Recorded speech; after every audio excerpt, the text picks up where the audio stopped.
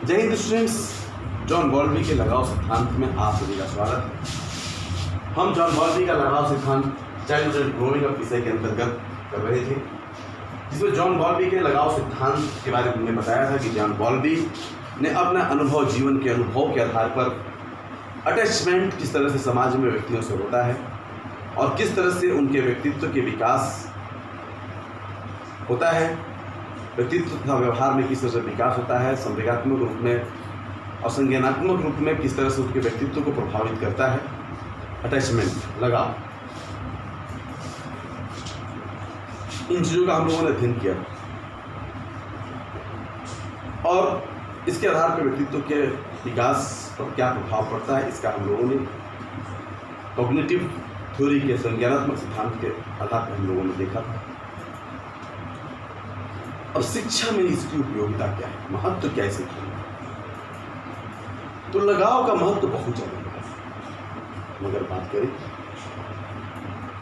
तो छात्र और अध्यापक के बीच एक बहुत ही बड़ा और आध्यात्मिक स्पिरिचुअल रिलेशनशिप होता है और ये आध्यात्मिक लगाव, आध्यात्मिक संबंध जॉन बॉल्बी के सिद्धांत को बहुत ज़्यादा महत्वपूर्ण बनाता है। एक अध्यापक और एक छात्र दोनों में एक आध्यात्मिक रिलेशनशिप होना जरूरी है, तभी एक अध्यापक ज्ञान दे पाएगा और छात्र ज्ञान दे पाएगा। जॉन बॉल्बी ने इसी लगाव सिद्धांत को शिक्षा में उपयोगिता को बताते हुए कहा कि प्राथमिक स्तर पे छात्र का बहुत ज़्यादा लगाव अध्यापक के साथ होना जरूरी है और उस अटैचमेंट को अनुभव एक अध्यापक को भी करने की जरूरत है और एक छात्र को भी। आपने इसलिए देखा होगा प्राथमिक स्तर पर कहीं ना कहीं महिलाओं को शिक्षा में, क्योंकि महिलाएं छात्र की फीलिंग को समझती हैं और बच्चे जो हैं महिलाओं को ज़्यादा तवज्जो देते हैं, क्योंकि महिलाओं में माँ का रूप उनको दिखता है और उसके आधार पर वे ज़्यादा सुरक्षित अनुभव करते हैं महिलाओं के साथ, छोटे बच्चे। दूसरी तरफ अगर देखें तो महिलाओं का भी लगाव बच्चों से ज़्यादा होता है, अटैचमेंट ज़्यादा होता है, बच्चे भी सुरक्षा दे पाते हैं बच्चों को। ये प्राथमिक स्तर की बात कर रहा हूँ, लेकिन माध्यमिक स्तर या उच्च स्तर पर भी अगर अध्यापक का लगाव बच्चों के साथ नहीं होगा, अटैचमेंट नहीं होगा, छात्र अपने आप को सुरक्षित अनुभव नहीं करेगा तो शिक्षा नहीं ले पाएगा, अपने व्यक्तित्व को निखार नहीं पाएगा, अपने व्यक्तित्व का निर्माण करने की नहीं कर पाएगा। अतः शिक्षक द्वारा लगाव की विभिन्न घटनाओं को जानकर छात्रों के साथ इस प्रकार का व्यवहार करना चाहिए जिसके छात्र शिक्षक को अपने विश्वास एवं सुरक्षा का केंद्र समझ सके, जिससे छात्र शिक्षक के समक्ष सभी समस्याओं को प्रस्तुत कर सकेंगे तथा उनका समाधान कर सकेंगे। लगाव के आधार पर छात्र एवं शिक्षक के मध्य उचित संप्रेषण होना जरूरी है। उचित संप्रेषण की प्रक्रिया द्वारा शिक्षक छात्रों के व्यक्तिगत शैक्षिक समस्याओं का समाधान कर सकेगा। विद्यालय एवं छात्रों की रुचि विकसित करने के लिए भी एक शिक्षक यह प्रयास करता चाहिए कि उसको एवं छात्रों के मध्य लगाव की स्थिति बनी रहे, क्योंकि जब छात्रों की यह अनुभव होगी कि विद्यालय में उसको सुरक्षा देने वाला शिक्षक है तब उसको कोई भी व्यक्ति हानि नहीं पहुंचा सकता या उसको कहीं से भी कोई हानि नहीं पहुंचा सकता, तो सुरक्षा अनुभव करेगा और अध्यापन कर सकेगा।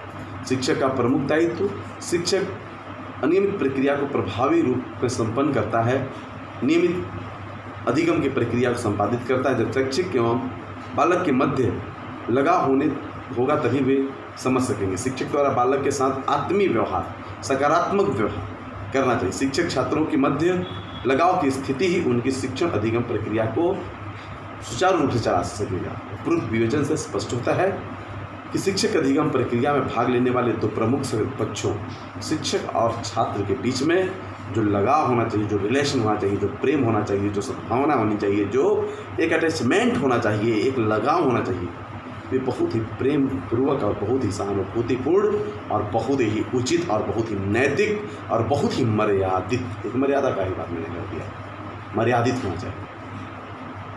प्रेम, स्नेह, दया, प्यार सब कुछ हो, लेकिन एक मर्यादित हो। ये सभी चीज़ों को साथ में ही बालक का सर्वांगीण विकास हो सकता है।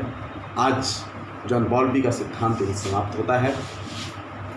जॉन बॉल्बी के सिद्धांत के बाद आपका एक टॉपिक और बचता है, सामाजिकरण, सोशलाइजेशन। सोशलाइजेशन में 2-4 टॉपिक्स हैं जिसको मैं आपको बताऊंगा। इसके बाद आपका चाइल्डहुड एंड ग्रोइंग अप का सिलेबस से ही समाप्त हो जाएगा। इसके बाद आपका बचता है टीचिंग सब्जेक्ट सोशल साइंस का, जो चलता रहेगा जब तक क्लासेस चलेंगी ऑनलाइन। और अब हम आगे पढ़ेंगे सोशलाइजेशन, सामाजिककरण। इसके पहले कुछ प्रश्नों की अगर हम चर्चा करें, जिस तरह के प्रश्न पूछता है, संवेगों की बुनियादी समझ को स्पष्ट करते हुए बालक के भाव पक्ष के प्रमुख संवेगों एवं उनके कार्यों का वर्णन कीजिए। मनोविज्ञान के अनुसार व्यक्ति के विविध प्रकारों का उदाहरण सहित व्याख्या कीजिए। फ्रायड के अचेतन मन के सिद्धांत को समझाइए। फ्रायड के व्यक्तित्व विकास के कौन कौन से मनोलैंगिक अवस्थाएं हैं उनको समझाइए। एरिक्सन के व्यक्तित्व विकास से सिद्धांत को स्पष्ट कीजिए। एरिक्सन के सिद्धांत का मूल्यांकन करते हुए उनके गुण और दोषों की व्याख्या कीजिए। शिक्षा में उसकी उपयोगिता का वर्णन कीजिए। बाल्यावस्था के प्रारंभिक अनुभवों का बालक के परवर्ती व्यक्तित्व का क्या प्रभाव पड़ता है उसकी व्याख्या कीजिए। कक्ष में एक शिक्षक छात्रों के संवेगों के विकास में किस प्रकार से प्रभावी ढंग से उल्लेख करता है इसका उल्लेख कीजिए। बालिकाओं की शिक्षा में एक शिक्षक की क्या भूमिका है इसका उल्लेख कीजिए। और जॉन बॉल्बी के लगाव सिद्धांत को प्रस्तुत कीजिए। बच्चों के संज्ञानात्मक एवं संवेगात्मक व्यवहार पर इसका क्या सिद्धांत का प्रभाव पड़ता है उसकी व्याख्या कीजिए। तो मैंने सब कुछ डिटेल में वीडियोस में ऑनलाइन क्लास में आपको समझाया है, और ये सारे क्वेश्चन इंपॉर्टेंट है जो एग्जाम में कभी कभी आते हैं। अब हम लास्ट पॉइंट पे पढ़ेंगे आप लोगों का संवेगात्मक सामाजिकरण के संदर्भ, कॉन्टेक्स्ट ऑफ सोशलाइजेशन, इसका अध्ययन करेंगे। जिसमें पहला पॉइंट होगा सामाजिकरण की अवधारणा, कॉन्सेप्ट ऑफ सोशलाइजेशन। शॉर्टकट में हम इसको लेकर चलेंगे क्योंकि इसको सेकेंड ईयर में बहुत अच्छे से पढ़ाना है। फर्स्ट ईयर में भी और विषयों में सामाजिकरण आपको पढ़ाया जा चुका है, और यहीं पर आपका समाप्त हो जाएगा आपका चैनल। Thank you.